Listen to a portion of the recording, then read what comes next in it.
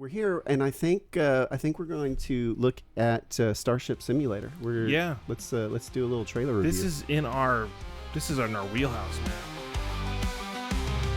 Astro-Nots, a space-bound team, navigating galaxies from our PC screens, exploring new worlds and cosmic sights. Join our crew and enjoy the flight. Okay, howdy folks. This is Cmdr.Trusin here in the great state of Texas, and with me, live in studio, is CaptnBarbosa. Yes, sir. I came all the way from the Commonwealth of Pennsylvania to join you for a couple live podcasts, sir. Yeah, I'm glad to have you here. It was a surprise. I hope you don't mind I was talking to your wife about it. She was very nice. You know, I should have known that somebody else was involved, because I'm not used to her doing big surprises for me. So I was like, when she first told me she had a surprise for me, I was like, what is this about? It's me. I'm here. You're the surprise. Yeah. All right. So we're here, and I think we're going to look at Starship Simulator. Let's do a little trailer review. This is in our wheelhouse, man. This is our main wheelhouse. And you've been looking at this for a long time. I would say a long time. They haven't been around that long. I think they just did Kickstarter like a month ago, maybe 2 months. That feels like way longer than that. No, it's only been like 2 months. Okay. So I mean, we got the site the Kickstarter up, right? So April, dude. 2024. Yeah. Okay. That's a couple months ago. Yeah, it's been a minute. Congrats to them. No. That's when. Did they start in April 2024? But yeah. they didn't, because here they've got the commander level at March 2025. Those are deliveries. Yeah, delivery gotcha. dates. Yeah. So but I do know that it just ended a couple months ago. Well, there's an update June 30th, so yeah. That was the last updated June 30th. So yeah, and I think that's when it actually closed down. Okay, they've been at it for a couple months. Yeah, and so they raised 402,000 pounds. That's more than American dollars. Yeah, so I don't know the. That's a good amount of money. Rate. There's math involved in that. Yeah. All right, so why don't we watch this trailer? Yeah. And cue it up. All right. Let me make. There we go.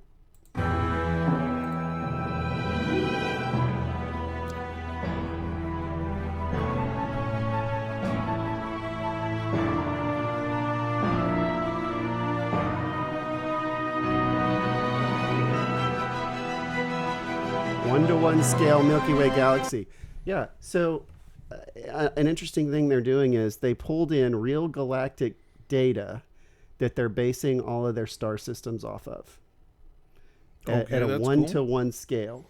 The Unreal Engine developers actually reached out to them to ask them how they achieved this. Wow. Because they were not sure and that it could even be possible. And so they were impressed with what they were able to do with the engine. And you know what's great? Nobody asked for that, but they gave it to us anyway. Right. Yeah, exactly. Well, and there's going to be a lot of leeway, I think, with what exists in the star systems, because we don't actually know. We don't know what's there. Right. But where every star in the sky is based on real world Milky Way galaxy stars that we know. Real world, real galactic. Real galactic scale. One-to-one scale, too.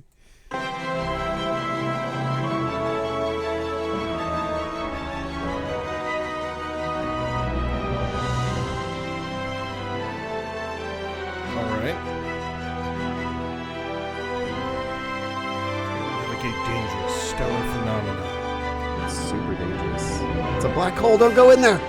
Fly to any location in the galaxy that we know. It might take a while though, because travels in real time. That doesn't seem like a good thing. I don't know how fast you can go in this. Form a multiplayer crew and explore the galaxy together. That's what we do. That's what we do. Ooh, look at that. You can even change the colors of your rooms. What color ship interior would you want, Cap? Man, I would go with that TNG clean era probably, just to start. Yeah, like they have the default there. Yeah, it's super crisp. Just I like that. Clean, well lit. I'll start there, and then when we start our villain arc, maybe go with green. Their villain arc. Yeah. Nice.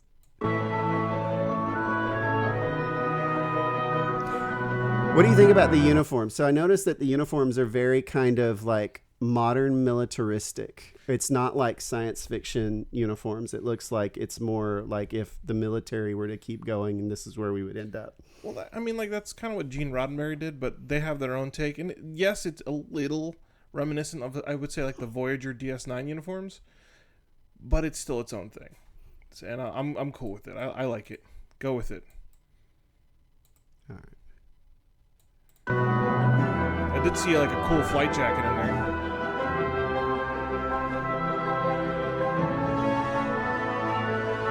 Can you back up, actually? Because there's a lot of information in that one scene where it said perform a role, right? Perform role specific tasks throughout the entire ship.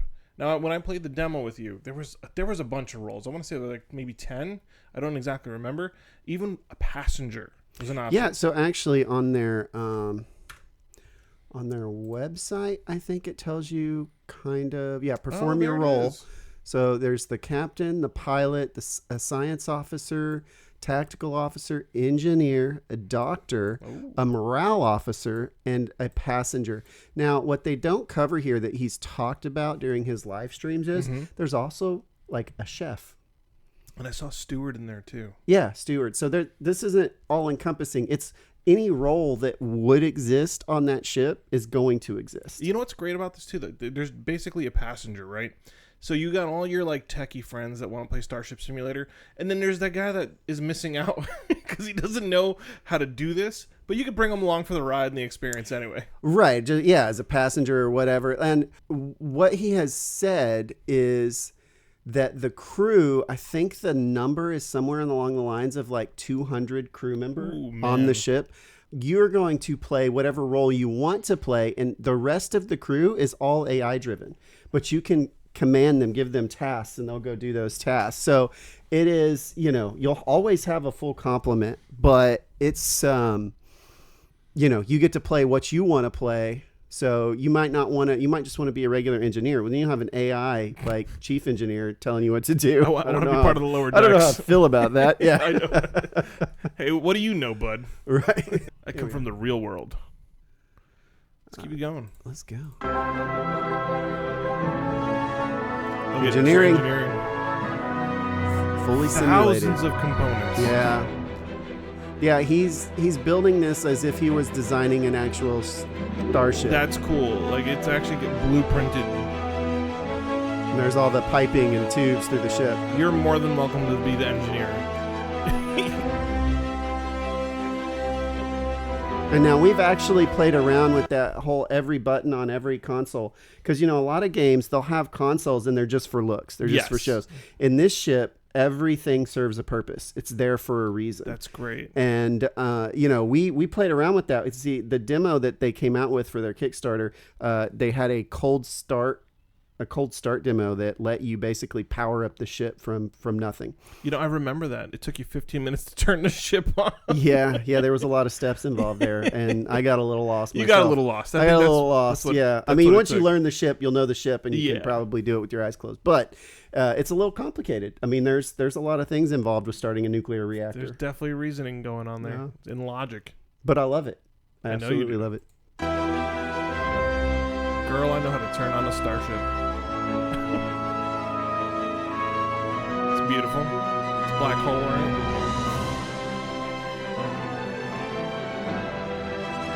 I think this is going to be like No Man's Sky procedural. It is, yes. Good it's exactly stuff. like that, yeah. And, the Kickstarter actually made it to the level where he's going to do planetary landings. Love it. Away teams. Let's go.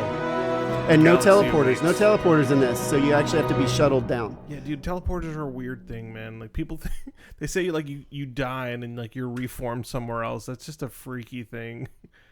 It's easy for Star Trek to do. Nice budget saver, but it's still kind of weird.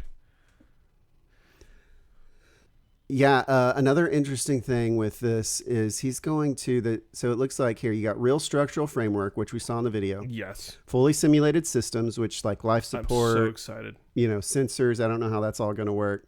Weapons. I think you'll have to manually load like missiles and stuff, and detailed damage model. And so what this means is, and here's something that I've actually watched him do a couple weeks ago. He does live dev streams twice a week.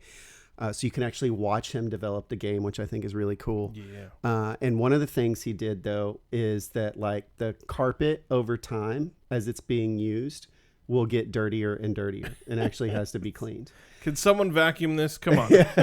And the same, that's going to apply to every part of the ship. So your That's walls, funny. and if you take damage, like that section of the ship is going to be damaged, and you're going to have to clean it up, buff it up, repair it, buff it up, get it back into a good, nice, pristine condition. And I really like that level of detail and immersion, though it might get annoying to have to. Well, it does seem like a bot might automate that, you know? Well, you could always order the AI to go do it. Exactly. You know, so if it's not your thing, if you don't want to play Viscera cleanup detail, then on a Starship, which some people might be into that. Like, they get satisfaction with Power Wash Simulator. You know what I mean? Like I know. It's like, I don't know that. Go breed of around the people, ship and find every piece of dirt and get it up, please. People like that. There's some people that absolutely love that. So like there might be like a coolant leak or something. You go into the room and you're like soaked with freezing coolant. Yep. And then you go out onto the carpet, you make a mess, and you're like, I need the steward over here. Come on, guys. Ensign. We got a spill in the engineering corridor. Come on over. Yeah. So, I mean, this looks great. One thing that I don't see a lot of, though, is talking about like the main core gameplay loop mechanics. So there's a lot of, you're on a starship, the fully interactive systems, you could do all this, but what are we doing? Why are we there? Yeah. I'll be excited to see where he goes with that, because it's a realistic procedural galaxy. This says depth of content. Let's just see. It's depth of content in the galaxy will be an ongoing focus. Black holes, protoplanetary disks, wormholes, and more. In-system objects from comets to Kuiper Belt objects, abandoned alien structures. So I know a big portion of this game is going to be exploration. So the premise behind this is man's first interstellar spacecraft. We get to do this. That's And we are the first set of explorers out there. And he's already talked about some of the future plans with like some DLC content is going to be moving time forward, so that now there's stations and other ships that are out in the world. I hope it gets that far. But the first thing is exploring the world. So I do know, because the galaxy. As he's been doing these live streams, one of the things he's been working on right now is the sensor system. And like, when you have long range sensors, it can detect a certain area around you, and you're like, okay, I'm going to scan this star system. And it gives you some very basic information. And then it's like, to get more, you have to get closer. Yeah. And then use your medium range scanners, get a little bit more information. And then you go scan each planet and until you get 100%. And, so that is a game loop, is exploration and scanning. I just don't know, it doesn't sound like a whole lot like enough. But I do know he's talked about alien encounters, artifacts. Well, I got a question as you keep going. Will your crew be on like your own server for the galaxy, or is this a persistent massive It server? is not a persistent. So that every makes sense. crew has it. It's the same galaxy, so it's like the same seed. Yes. So you can talk to other explorers who have been to this star and be like, oh yeah, I went there too, or share destinations with people. Like on Reddit, right? Yeah. Okay. And he does want that. He wants a collaborative universe, but it's not a shared universe. That's great, because I think then where they will benefit is doing episodic content.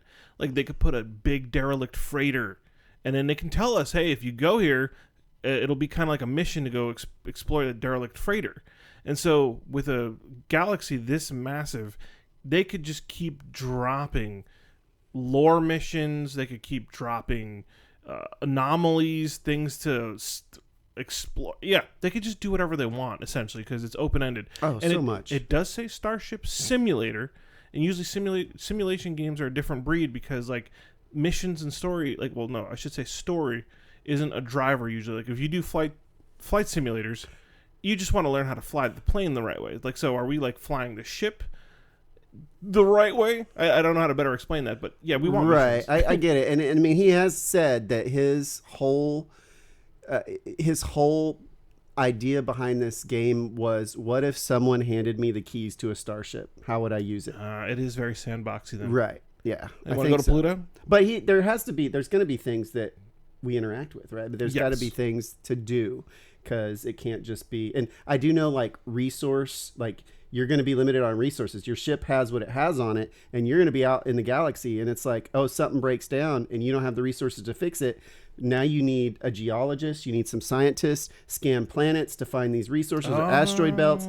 Okay, we can go, we got to go collect those resources, and then we can use those resources to fabricate things that we need.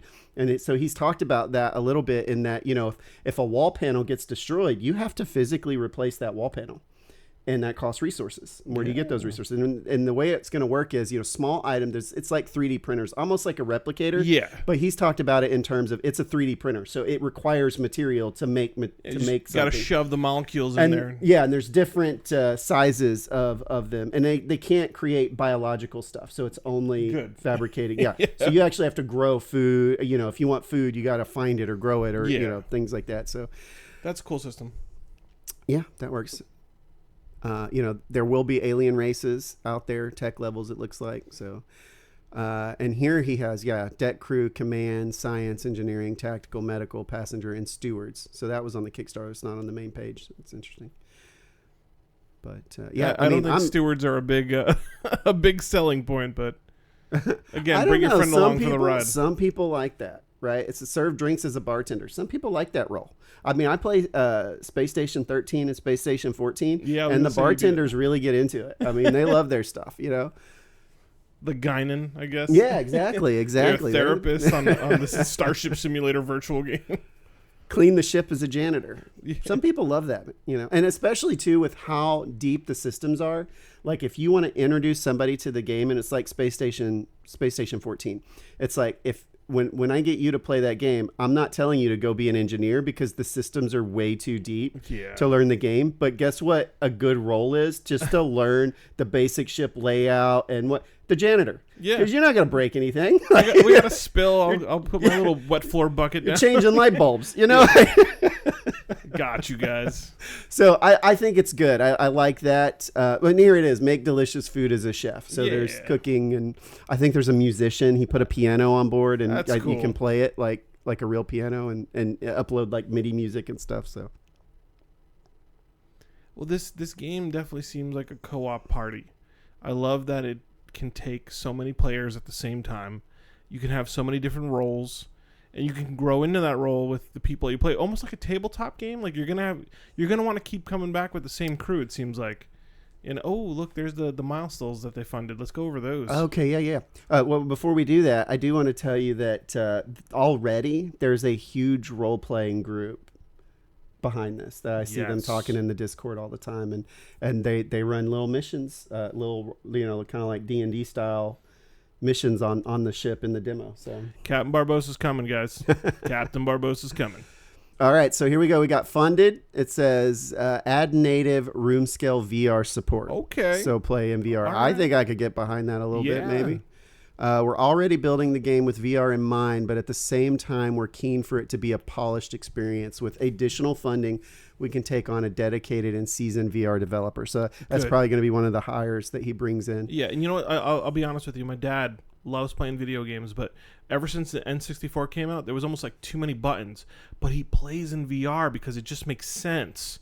So that's actually good for accessibility for people that want to do something like this. And like, they don't want to just move a mouse around or control stick aiming. They could literally just feel out the ship.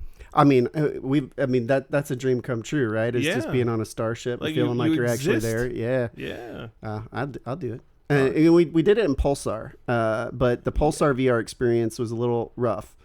The game is too fast for its own good. Right, exactly. You kind of get a little sick. I mean, I'm fine, but I can see people running, and you're like, ooh. And then the ship shakes when you get hit, and forget about it. You're getting ship sickness. Yeah. So then the next step is add shuttles and alien structures. Ooh. Take a shuttle over to a derelict alien space station and explore its procedurally generated interior. Restore power. I'm going to like that. Interesting. Avoid pitfalls and see what resources you can salvage. Procedural generation ensures no two will be the same. We hear that a lot, procedural generation. And unfortunately, it does mean that no two will be the same, but you start to see patterns. Yes. And if there's not enough variety, it will feel very samey very quickly. I personally like the touch of custom built encounters.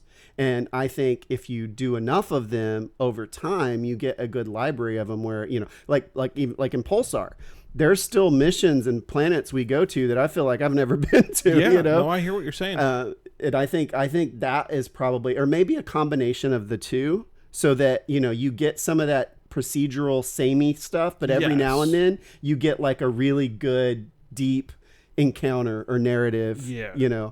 I think maybe mixture of the two. I think what would be great too is if they allowed, like, for instance, building levels, or they had a template so other people can literally build for the game. And like, I know obviously Epic does this with their Fortnite, but it's like you can submit like, hey, do you appreciate what I've made, and do you want to include it in the game, like as an offering? And if the Starship Simulator devs see that opportunity, again, this is CAD stuff with the Starship Simulator, but like for a derelict ship, like if you look at Interstellar Rift, if someone makes like a little bit of a masterpiece, why not? If you're going to put it on the Steam, what's the Steam trading store? I forget. The Workshop. The Workshop. Yeah. If it's worthy of the Workshop and you like it and a lot of people are enjoying it, just make it some official content. Yeah, they've talked about modding. Somebody asked that question on the Discord, and he said he would like to, but at the same time, there's a lot of issues with that. So he doesn't necessarily know, I think, where he's going to end up on that. Well, I'll just say I'm a fan of both.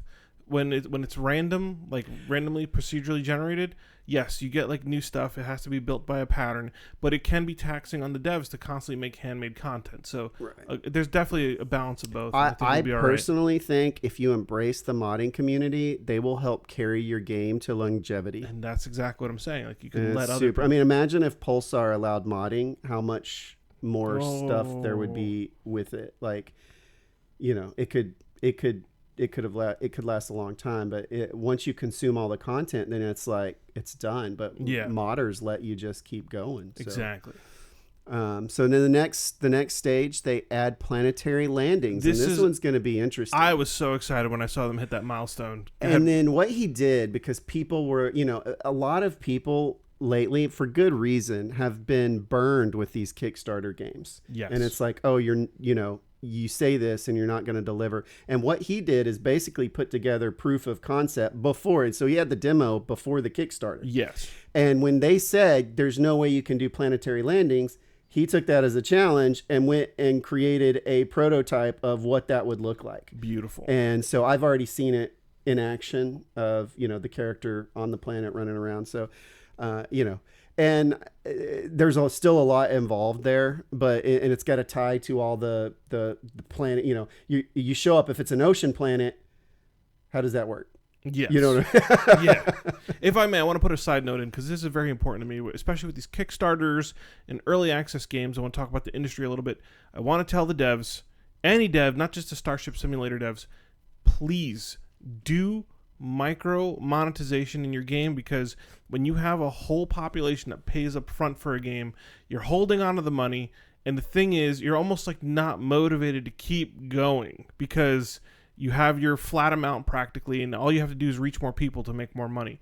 When you do small microtransactions, whether like, and I'm saying these are just for support. Like I've always said, make an interesting red alert sound. I have a custom red alert sound, or I have a custom AI for the computer of the ship. It's a couple bucks. Yes, but you sell 30,000 of those. It keeps you going. Like you want to just keep driving. But it's not game changing. It doesn't exactly. It's not game changing or game breaking. It's just something fun. But it's not overpriced. Don't go selling $40 alert sounds. Yeah, no. Please. It needs to be something that's like, oh, I can dump a couple of bucks for some custom sounds to make my ship feel or sound or look different than somebody else's experience. Yeah. So I'm just, embrace that, please, because, the longer you keep working on the game, it keeps selling, but it also then the people that are enjoying it can support you more without just giving you a donation.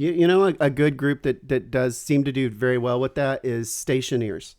So one of the things with the exception of the races, which there's really not a lot of difference. There are a lot of differences, but it doesn't break the game to be a different race.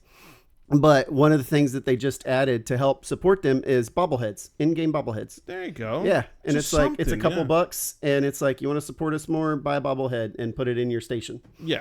Yeah, Simple enough. Yeah. That's all I'm asking. Because we've got more goals, obviously, on the screen here. Created dedicated content team, and they could still use more funding to make a better Starship Simulator. So the people that are already in the game, let us help while we're in the game. That's all I'm asking. Yeah, for sure. So the planetary landing says natural environments in Unreal Engine 5 are nothing short of breathtaking. Yeah. And we intend to push its capabilities to the limit when generating our planetary surfaces. They will be fully explorable with no barriers or invisible walls. So I think he's talking, and I'm actually probably kind of against that because I was going to say. What it leads to is barren worlds. Exactly. Like, it's just repetitive processing, hogging stuff. A good patch of land, like I think Mass Effect did it the right way. Right. Like you land on a good, significant, the keyword is significant patch of land. You understand you're on a new planet. We also do understand we're playing a game or an interactive entertainment piece because it's a Starship Simulator. It's fine as long as it's a rich experience. Like I play Helldivers. You land on a planet. You're on a patch of land, but you're on a planet. You're fighting bugs, and you just got an objective to do. That's fine, guys. Yeah. Don't overdo it. If it's taking too many resources, just give us that experience of landing on a new world. We're in the most significant area with resources, with those alien ruins, let's say, and we're happy. So if you're really like bending over backwards, right? I don't necessarily feel the need or desire to say, oh, hey, we could run around the whole planet. Let's do that. No, we're never going to do that. Yeah. Like we have Earth. I haven't been around Earth. I'm just going home. Yeah. I want it to be engaging. Yes. Less barren, more engaging. And if that comes at the price of realism, I guess. I think that's a good trade-off. Is let's be more engaging and less. Oh, it's a full-size scale planet that you can go anywhere on. Yeah. And if they want to section it a little bit, like for instance, Valheim, it gives you like a big block, right? If you want to section it off, like this is a mission area, and then like you fly out of the mission area, it tells you to turn around. I'm happy with that. And if there's like a resource area, like this is a rich resource area we could land in to get stuff, that's cool. And then if I fly out of that, it's like, well, you're leaving the resource area. Oh, sorry. I'm actually happy that I'm channeled a little bit because there's something to say to exploring, but you also don't want to waste your time. Right. When you got a whole planet and you're like, where do we go? Yeah, where exactly. should we? And maybe they incorporate some good scanning mechanics in there, and it gives your science guy more stuff to do, and your pilot and science have to work together to figure out where the best landing zone is, and who knows? I have absolute faith, though, in the developer to, after seeing him work, to make good decisions for this. So, but nobody says we're right either. No, so, different strokes for different folks. And maybe somebody's mad at us right now. Yeah, right. We know what we like or what we would want. Exactly. And I do like the idea of a big open galaxy with big, massive planets. I just know, like in No Man's Sky, if it wasn't, you almost don't even notice that it's a whole big planet. If it was just a patch of land, I would still be just as happy. Exactly. Like it doesn't make much of a difference. I've never explored a full planet in No Man's Sky. Right. It's too much. Yeah, it's too big. Yeah, exactly. Okay, and then the next, what do they call these? Milestones? Yes. Yeah, milestones. The next milestone is add a standalone ship versus ship game mode. That's like a little PvP versus head-to-head kind of thing. 2 large vessels will face off against one another, with the objective being to disable, board, and then capture the bridge of the opposing vessel. That's cool because it's not destruction. It's more like commandeering. Yeah. That's cool. Form a crew with friends and face off against other crews or practice against bots. That could be really fun. I think so. That could be very fun. Like if you want to mix it up, you're done exploring, let's get into some action. I like that in Pulsar. Like sometimes you just you're jonesing for a fight, Right. And if you're against people, then so be it. So that's the last milestone that they reached, and the next milestone was at 500,000 pounds, which was create a dedicated content team. I think this is where the Starship Simulator started changing from Starship Simulator to a nice little campaign. Right now, it seems like we funded the whole sandbox, but now you want to fill it with some good. Our science officer Callie, she likes what's called silent lore, where you discover the story of the universe that you're in, and it's not shoved down your throat like a cinematic here and a cinematic there, and watch this and listen to this NPC for 5 minutes. I'm like, please, but you get like little tidbits of what's happening. So here's interesting. Once we're in early access, which I think he said they're 11 months away from. Once we're in early access and the game is in a solid alpha state, if we then find additional funding is needed to achieve a full polished release, we're confident we can generate enough revenue through the sale of small DLCs such as new ships. Good. That's good. Bravo. Yeah. Don't be afraid to make money, guys. We live in a capitalistic societal world. You got to make money. Sometimes You a need little too resources. You guys got to feed each other. You got to feed the new people that you bring on to help you. I think everybody should embrace this, especially because this is a masterpiece. Oh, type. there they are. That's the main developer, and I think that's his wife. Yep, wife team, husband and wife team. Yep. Look at that. Put these AAAs to shame, guys. And go for it. I'm excited. Very. Is there anything that you would like to see? Like, I think we can wrap up now that we've analyzed what we've seen so far. But like, what's your one wish list for this game? Like, if you could ask them, please put this feature in, what would it be? Oh man. Let's see. I mean, it feels like this is going to scratch that itch we have of, put me on a starship in my role, and I'll be happy. And they're going to have, I feel like they're going to have everything. They're going to have quarters, your own quarters, and that's a survival game, because I think you'll have to eat and drink and even sleep. They mentioned something about having to sleep and how you'll have multiple shifts. So or it's like 3 shifts. You have people working, people sleeping, and people on off duty. So people doing in the rec centers and the rec rooms, and they're constantly cycling, right? But let's see, feature, man. Because there's so much good stuff here already. Right.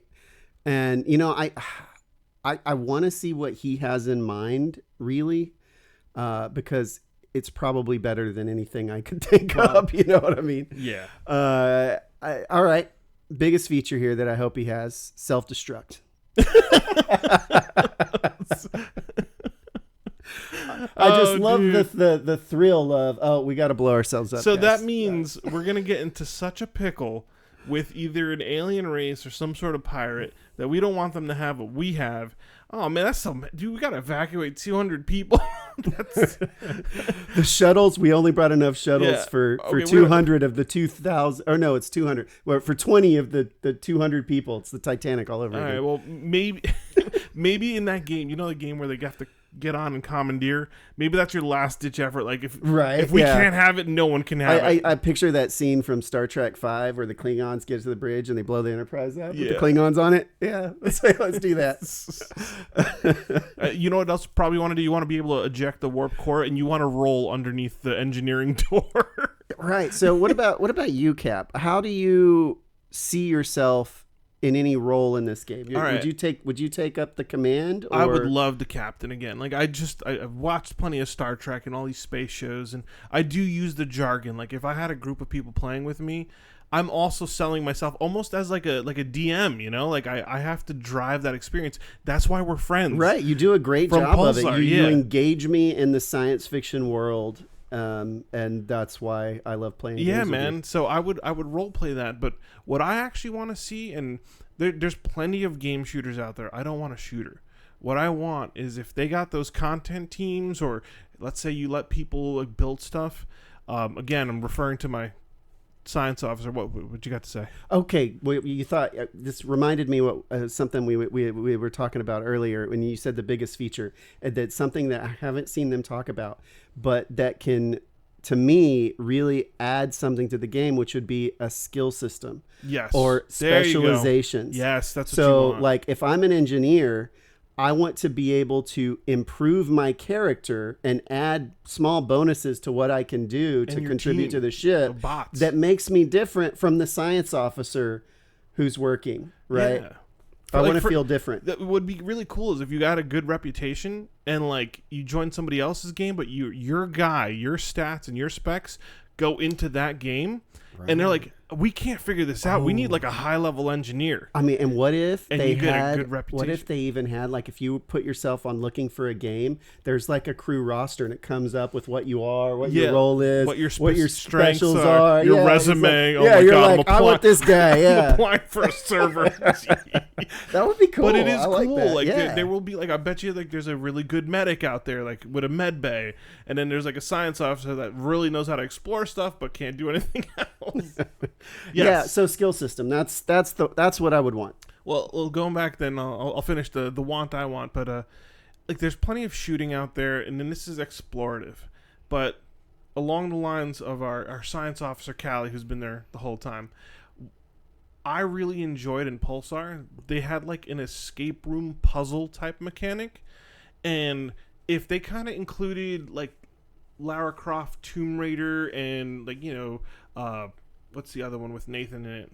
Uncharted? Yeah. Like that, like, man, if you give us awesome, like, again, you're going to make procedurally generated planets, but if you handcraft some of those like archaeological experiences and you seed lore, like really good lore, someplace ancient civilizations, long forgotten. I will write you guys plenty of stuff. You just tell me what you want, and the little nugget after you get to the end of it might be a little piece of technology or specs for everybody and those developed characters that you're talking about.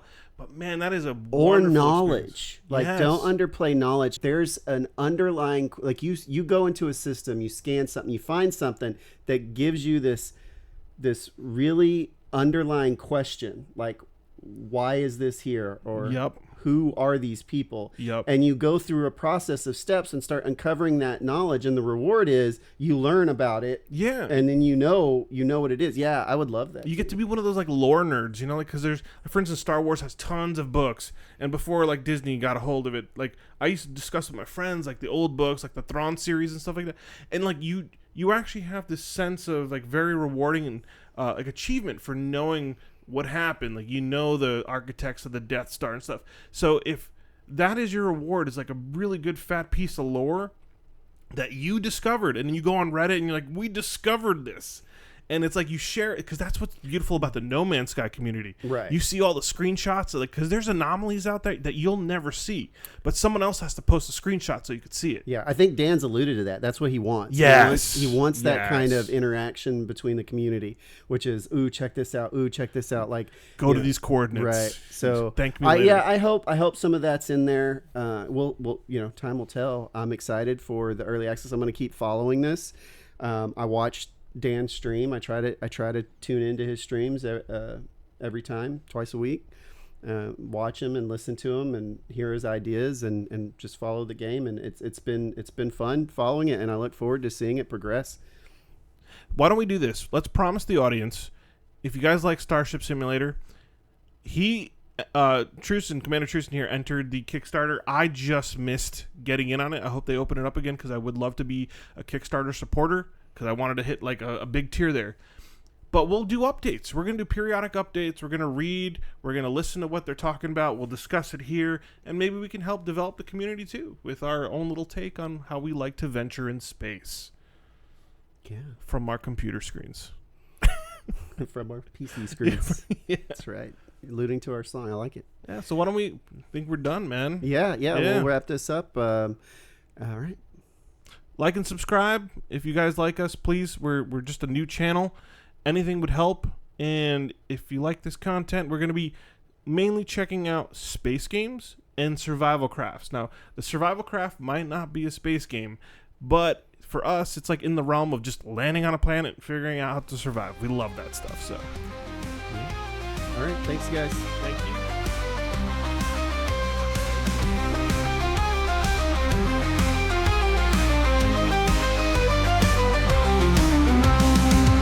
Astro-Nots, a space-bound team, navigating galaxies from our PC screens, exploring new worlds and cosmic sights. Join our crew and enjoy the flight.